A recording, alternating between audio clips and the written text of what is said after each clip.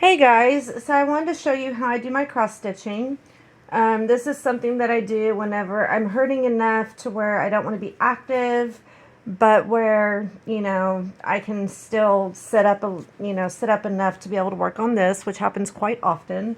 And because there are a lot of chronic pain patients out, it's just a activity that, can be very relaxing, but also give you something to look forward to. Like, I've got some pretty big plans with this one. I'm wanting to put it in the state fair once I do finish it. It'll be a few years before that can happen. So I figured I'd show you a little bit or a few cross stitching techniques for those that are interested in cross stitching or do cross stitch and just want to see what different techniques are. So normally, I'm sorry for the distance. I am doing these videos by myself. Most cross stitch patterns call for 2 plies. However, I just use 1, and I'll show you how I do that. And this makes it to where I can keep my needle or my threads needled while working what's called parking, which is where you take your thread to the next line and just leave it there till you're ready to get there, which is essentially what is going on with these two. So I've got a pad here that has needles and extra in case I need them, and that way they never fall off the thread until I'm ready. So I'm fixing to add a color, and that's what I wanted to do, was show you how I get it started. And instead of taking 2 pieces of the thread, I'm only going to use 1, like I mentioned. This one is rather short. I normally wouldn't work with something this short, but the color that I'm working on is just 1 square. The next one is too far away for me to park it. So I will show that part a different time, but I'll park another thread to show you how you do parking. So I'm going to go ahead and get this single thread on the needle. I like to lick the thread because it helps keep it stiff while you're trying to get it through the eye. That's done. And then what I'm going to do, I know it's hard to see and I do apologize, is I'm going to get the ends of my thread as close to each other as possible so that the thread is even. And then I'm going to make sure that it's all straight. Put that color back in my compartment, and then I'm going to get it started. And to get it started, I'm going to run the needle through twice. And I always start them in the same direction but run it in a different direction, so it kind of locks it in place. And you don't have to be very snug when you do that. So I kind of angled down with the first one. This time I'm going to angle up a little bit, and that locks it pretty secure. So then I'm going to get it in the location, which is 4N. But since I'm already here and this one is a fresh line, I'm going to go ahead and stitch that.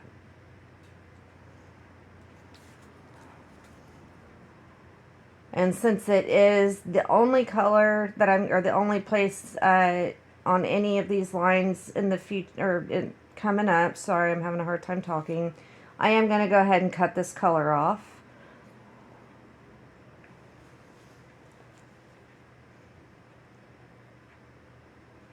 Run it through twice again.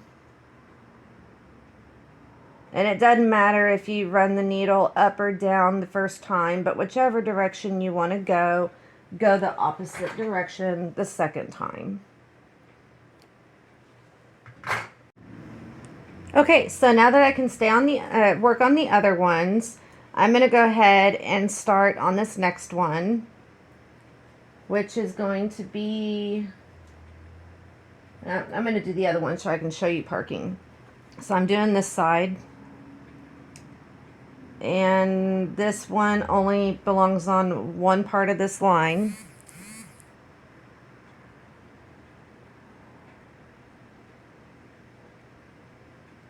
And what I do when I'm having a hard time finding where my needle's at, I'll kind of try to poke it through.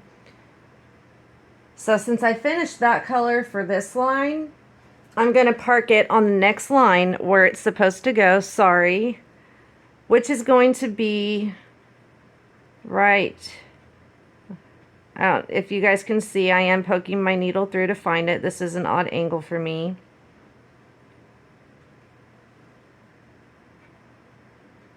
But I got it through right here, and I'm going to leave it hanging on that next line, and I'm going to fill in the rest of the line with this thread. And see, that's why I'm doing it this way, keeping my threads needled, is so I can change the colors just by grabbing the thread and not having to take the needle off, re-needle it, and at least this way the needles will stay secure.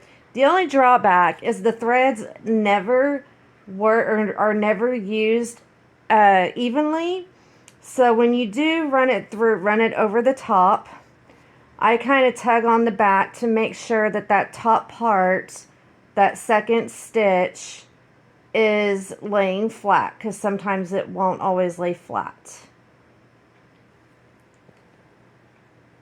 And it doesn't matter which way you go first, whether you go bottom right to top left or the other direction, but your work does look better as long as all of your X's are going in the same direction.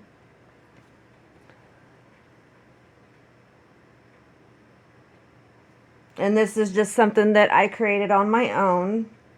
And over time, the parking is a regular method, and I don't know if keeping it needled, your thread needled, is a method a lot of people use, but I'm actually finding that I'm loving it, and it is so much faster, and you don't have to worry about your needles getting lost because they're secure on your thread. And you can keep it needled until you're done with it. So as I finish this line, got a few more to go. When I'm done, I'm going to park it on the next line as well. And one of the good things about doing the parking method is, and only working 10 by 10 square, especially a project this big, I've been on this project 5 years, is I can start and stop pretty easily, because as I finish a line, one of the things that I do is I mark my lines off. You can see this column is finished, as is on here, and as I finish each line across, I mark it off, and that way if something big comes up or I need to, put it down pretty quickly, I can always set it down and I won't be lost whenever I restart.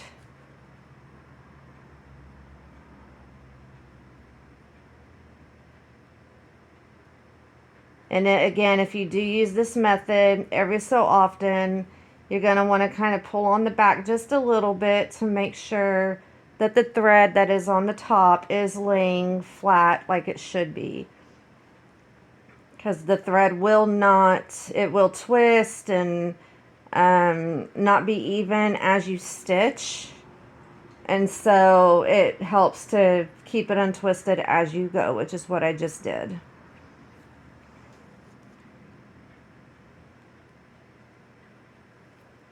So I really do hope that you guys are enjoying my videos, and I really do appreciate you guys watching these. Again, my goal is to be a chronic pain advocate. And again, distraction, distraction, distraction. And believe it or not, I've been on this long enough. Like when I started this project, I was actually still working. And then I did have to finally stop. So that's one of the reasons why it's taken me so long. And see, I'm untwisting my thread. And if you can also just pick up your project and hold it like this, and the thread will untwist itself. But when I started this project, I was working.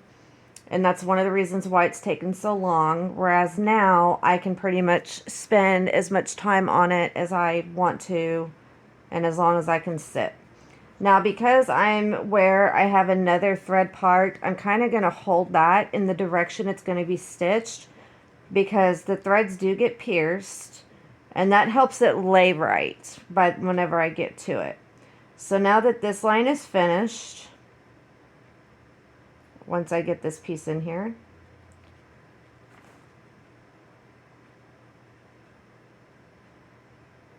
I am going to park it where it's next, which is actually going to be 3N. So, and this is actually a very small type of fabric. It's the smallest you can get because of how big. And see there, I can stop if I want to, and I can leave these threads there, or I can keep going, and they're still needled and will stay needled until I'm ready to work on them the next time. So that's parking. And since I did finish that, I'm going to go ahead and mark that line off of my pattern so that I don't accidentally repeat that. And that is how you do parking. And you probably can't see it. However, I do have my project gridded out with regular thread. You can also get what's called silky silver. I just haven't found any in my area. It's unpierceable and you can just pull the thread out. But this helps me keep the grid going. And I did mess up on this way over here, so I'm starting going right to left so I can try to figure out where I messed up. But I do keep it gridded. I'll end up moving this grid on this side so I can grid as I go, because it helps me keep track of where my pattern is. So that's what parking is. That's how you do it. And you can sit there and do it while watching TV. So anyways, I appreciate you watching. I'll try to start, I'm fixing to start a few more smaller projects, and I'll show you how to start a project if you're new to cross stitching. So you guys have a great day, and I hope you had a wonderful Thanksgiving.